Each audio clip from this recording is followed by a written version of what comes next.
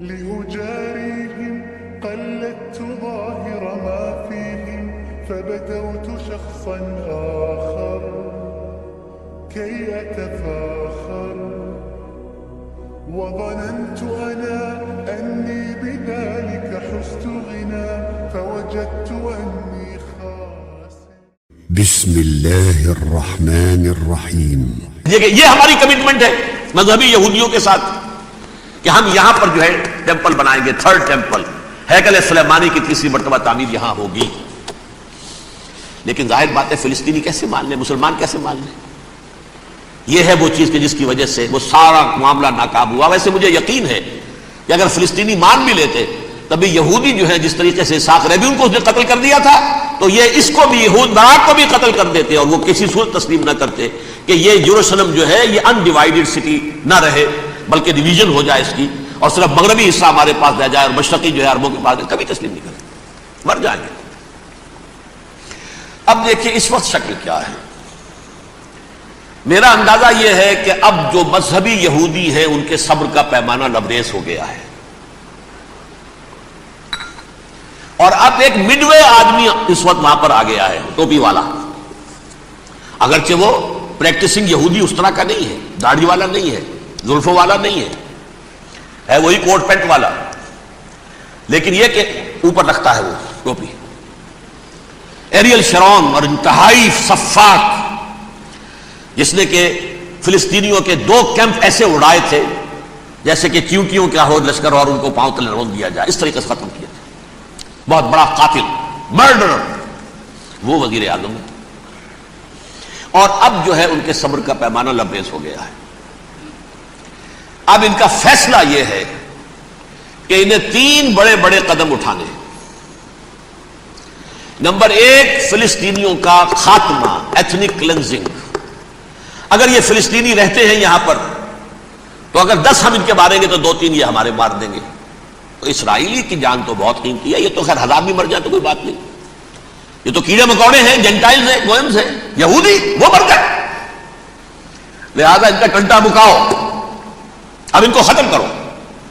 وہ اشتہار شاید آپ کے نظر گزرا ہوگا جس میں میں نے یہ الفاظ لکھے ہیں کہ بوسنیا کی ایتھنک کلینزنگ جو ہے ماند پڑ جائے گی. اور جو کچھ ایتھنک کلینزنگ ہوئی تھی 500 برس قبل ہسپانیہ میں، اس کا نقشہ آپ دیکھیں گے دنیا میں. اس وقت کیا ہوا تھا؟ عربوں کو، مسلمانوں کو یا جلا دو، قتل کر دو، یا جہازوں میں ان کو ڈمپ کر دے اور لے جا کر شمالی افریقہ کے ساحل کے اوپر اتار دو اور ڈمپ کر دو. ایک بچہ بھی نہیں رہنے دیا تھا ہسپانیہ میں. 1492 میں سقوط غرناطہ ہوا ہے اور اس کے بعد 10 سال کے اندر اندر ایک ایک بچہ مسلمانوں کا ختم کر دیا. یہ ہے فیصلہ ان کا. اب بہت بڑا قدم وہ اٹھانے پر مجبور ہے. کب تک آپ رہیں گے؟ ہمارے لوگ مارتے ہیں، 16 نوجوان ہمارے مار دیے. لیکن آج گھر تھا اس میں ایک چلا گیا فلسطینی، بم اپنے جسم سے باندھ کر وہاں اڑا دیا، خود بھی اڑ گیا، 16 ان کے نوجوان اڑ گئے. لہذا یہ چیز ان کے لیے ناقابل برداشت ہے. ان کے صبر کا پیمانہ اب لبریز ہو رہا ہے. نمبر 2 انہیں بہرحال اب یہ کرنا ہے کہ مسجد اقصی کو گرائیں، قبۃ الصخرہ کو گرائیں اور ٹیمپل بنائیں. یہ انتفاضہ جو اب شروع ہوا 1 سال پہلے سے، یہ شیرون نے دورہ کیا تھا، مسجد اقصی میں گیا تھا اور اس نے 3rd ٹیمپل کی تعمیر کے لیے ایک پتھر جو ہے بنیاد کا پتھر رکھنے کا ارادہ ظاہر کیا تھا، جس پر فلسطینی نوجوان اٹھے، وہ اینٹیں لے کر اور روڑے لے کر، اور اس وقت سے یہ سلسلہ چل رہا ہے. کتنے مارے جا چکے ہیں فلسطینی، لیکن کچھ نہ کچھ یہودی بھی مرے، اسرائیلی بھی مرے. اور جیسا کہ میں نے عرض کیا اب ان کے صبر کا پیمانہ لبریز ہو گیا. انف از انف.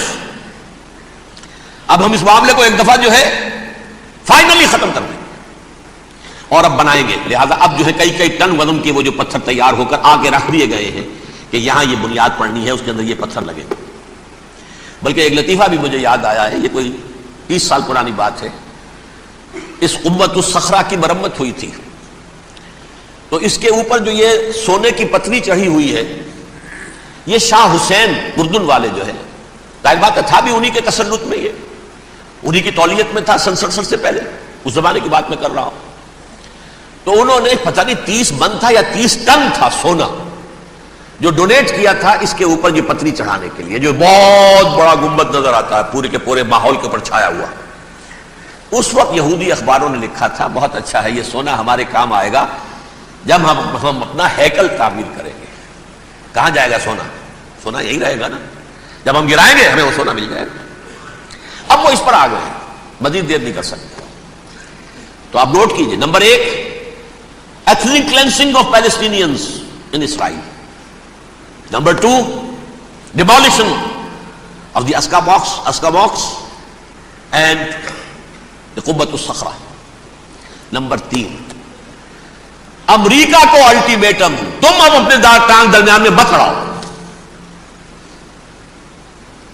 اور اس کے لیے دھمکی، اگر تم نے ہمارے معاملے میں رکاوٹ ڈالی تمہاری اینٹ سے اینٹ بجا دیں گے۔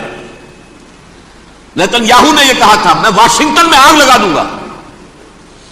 یہ انہوں نے امریکہ میں عظیم ترین دہشت گردی کر کے امریکہ کی ایڈمنسٹریشن کو، انتظامیہ کو یہ دھمکی دے دی ہے کہ باز آ جاؤ۔ چنانچہ میں یہ بات کہہ کے پرسوں جمعے میں اپنی مسجد سے، مسجد دارالسلام سے نکلا، شام کو، اسی شام کو میں نے ایریل شیرون کی تقریر سن لی T V per. It is not acceptable. Don't appease the Arabs at our expense. We are not going to become Czechoslovakia. We have to depend on ourselves only and rely on ourselves only. کیا مطلب ہے اس کا؟ کس کو سنا رہا ہے؟ امریکہ بہادر، ہم تمہارے محتاج نہیں ہیں، ہم تمہارے ٹکڑے اڑا دیں گے، ٹکڑے کر دیں گے تمہارے، تم بیچ میں آؤ تو صحیح ہم، اور دیکھ لو ایک نشانی ہم تمہیں دکھا دیتے ہیں۔ مجھے 100% یقین ہے یہ پورا ہسٹوریکل پروسیس، اور جس جگہ یہ پہنچ گیا ہے، جس کریٹیکل پوائنٹ تک یہ پہنچ چکا ہے، یہ جو بھی حملہ ہوا ہے ورلڈ ٹریڈ سینٹر پر اور پینٹاگون پر، یہ اسرائیل کا کام ہے۔ اسرائیل سے کم تر کسی ادارے کے لیے ممکن ہی نہیں، اس لیے کہ اسرائیل کے ایجنٹ امریکہ کے پورے نظام کے اندر جو ہے گھسے ہوئے موجود ہیں، ہر جگہ موجود ہیں۔ جیسے سرطان کا پھوڑا ہوتا ہے پورے جسم میں وہ اپنی جڑیں جما لیتا ہے، ایسا ہے وہاں۔ پوری ایڈمنسٹریشن، پوری اکانومی، تمام ذرائع ابلاغ، پرنٹڈ میٹر ہو یا یہ کہ الیکٹرانک میڈیا، سب ان کے قبضے میں۔ ڈیفنس کا سارا معاملہ ان کے قبضے میں ہے، کوئی اور طاقت یہ کر ہی نہیں سکتی۔ امریکہ، اس کے سیکیورٹی کے معاملات تہ در تہ، دائرہ اندر دائرہ، اس دائرے تک 100 میل تک کوئی جہاز آ جائے گا اگر کہیں جو کہ ان آئیڈینٹیفائی ہو تو یہ ہو جائے گا، اس سے آگے آگے تو یہ ہو جائے گا، اس سے آگے، اور وہ آ رہا ہے، چلا آ رہا ہے، پینٹاگون پر آ گیا ہے، اور 1 گھنٹے بعد آیا ہے۔ پہلی اسٹرائک جو ہوئی ہے ورلڈ ٹریڈ سینٹر، اس کے 1 گھنٹے کے بعد پینٹاگون پر آ گیا۔ پینٹاگون وہ تو یوں سمجھیے ان کی مملکت کا حساس ترین دفاع کا مرکز، اور اس کا 1/3 حصہ جلا کے راکھ کر دیا انہوں نے۔ یہ دھمکی دی ہے، لیکن اس سے ان کے پیش نظر مقاصد کیا تھے؟ 3۔ اس دہشت گردی کے 3 مقاصد۔ فوراً اس کا رخ موڑ دینا اسامہ اور اس کی القاعدہ کی طرف۔ امریکہ